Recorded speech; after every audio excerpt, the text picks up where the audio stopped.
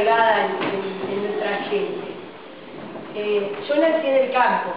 Hasta los 8 años viví en el campo al lado de la casa de mis abuelos. Así que hasta los 8 años disfruté, yo estaba sola, vivía ahí porque mis hermanos nacieron después. Así que disfruté a mis abuelos y a 3 tías solteras que vivían con ellos. Imagínense lo que fue eso. Pero recuerdo la historia que me contaba mi tía Juana. Es decir, recuerdo que cuando yo era niña y se me perdía algo, mi tía Juana siempre me decía: no te preocupes, le prendemos una vela al negrito del pastoreo y aparece enseguida. Y así crecí, prendiéndole vela al negrito del pastoreo, porque la tía Juana me había contado la historia. Después, ya grande, muy grande, y en Montevideo, entré en este mundo de los cuentos. Y empecé a leer y a buscar, a investigar, y encontré otras versiones del negrito del pastoreo, que hay varias. Algunas de Río Grande do Sul, porque la historia del negrito del pastoreo es de aquella época en que no teníamos fronteras entre Brasil y Uruguay, sino que era todo la banda oriental.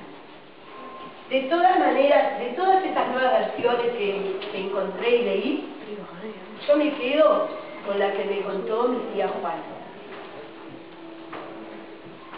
Dicen que hace muchos, pero muchos años, cuando esto se llamaba banda oriental, vivía,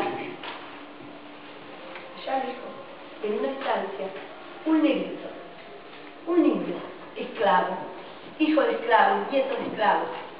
Nadie recordaba su nombre, porque todos lo llamaban el negrito del pastoreo, porque ese era su trabajo, pastorear las ovejas. No sé si saben los chiquilines lo que es pastorear ovejas, pero es llevarlas a que coman pasto. Cada día el negrito tenía que sacar las ovejas del corral e irse con ellas a buscar pasto tierno para que ellas se alimentaran. Y luego regresaba antes de la noche, porque el patrón era estricto.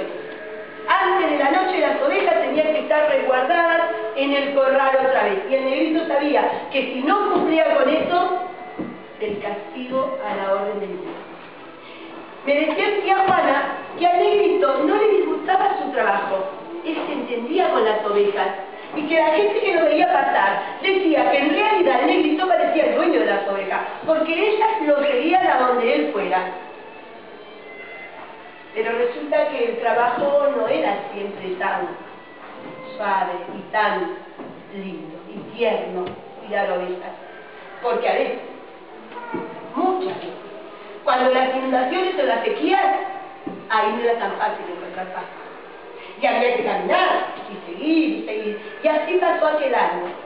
Una sequía tremenda.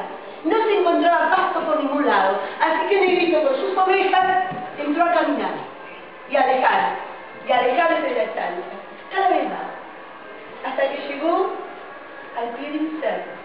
Y ahí él se dio cuenta que no conocía esos lugares, nunca había llegado hasta allí. Pero ya que estaba, pensó, y bueno, veremos qué hay de lo que da. Así que él, con sus pies descalzos, cuidándose de no lastimarse en las piedras, o pincharse en las espinas, o de pisar alguna víbora, subió la ladera del cerro. Y sus ovejas siguiéndolo detrás.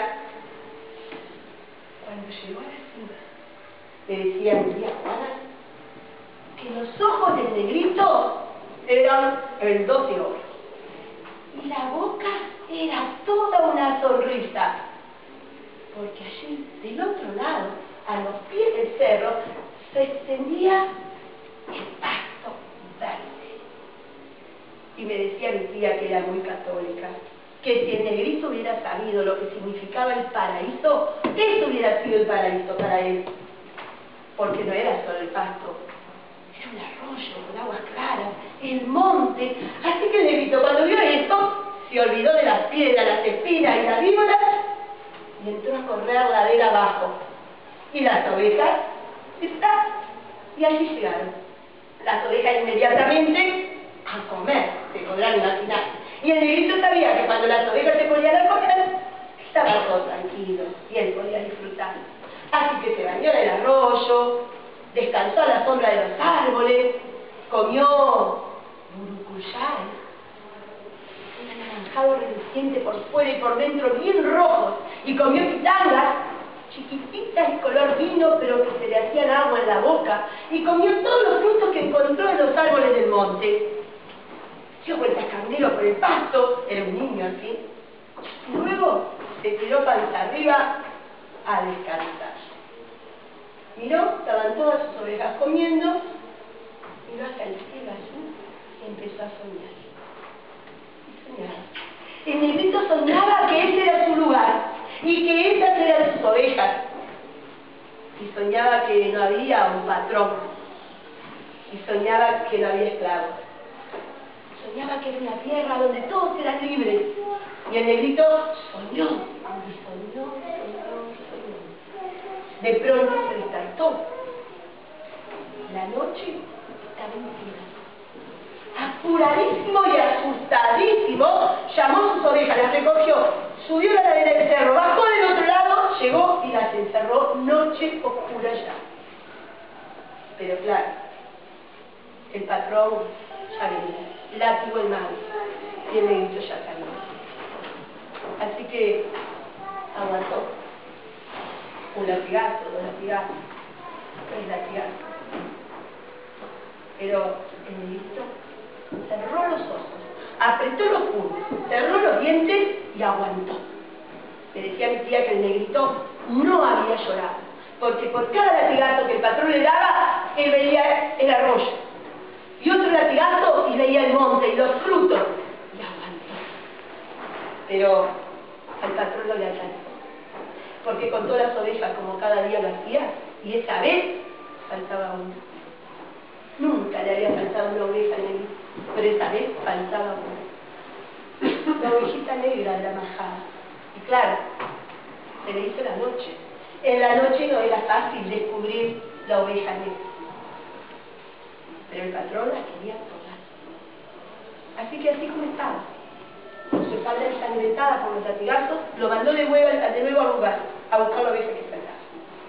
Y el negrito salió, con su morralito, como llevaba cada día, con su pedazo de pan y su pedazo de queso, que ese día ni lo había comido de tantos frutos que había comido en el monte. Salió con sus pies descalzos de nuevo a escalar el cerro. Ahora noche oscura ya, el negrito iba con miedo, porque era nudo, tenía miedo de la oscuridad, pero lo tuvo que hacer. Subió, bajó la ladera del otro lado, llegó al lugar y empezó a llamar a la oveja y a buscarla por los árboles, a orillas del arroyo, entre las piedras, detrás de las piedras. Nada. La noche había avanzado y el negrito temblaba. Temblaba de dolor, temblaba de frío, temblaba de miedo. Se acurrucó junto a una roca y ahí quedó. Y entonces recordó que su madre, siempre en su morral, además del pan y el queso, le ponía un cabito de vela y yesca, porque le decía a su madre que si te pasa algo alguna vez, le prendes el cabito de vela a nuestros dioses, que ellos te van a ayudar.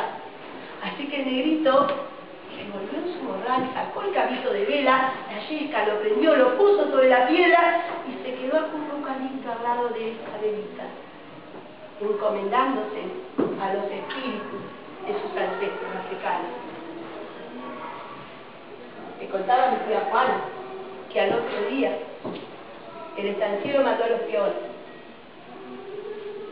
y parece que uno de los peones encontró a Negrito acurrucado contra la roca, abrazado a la ovejita negra.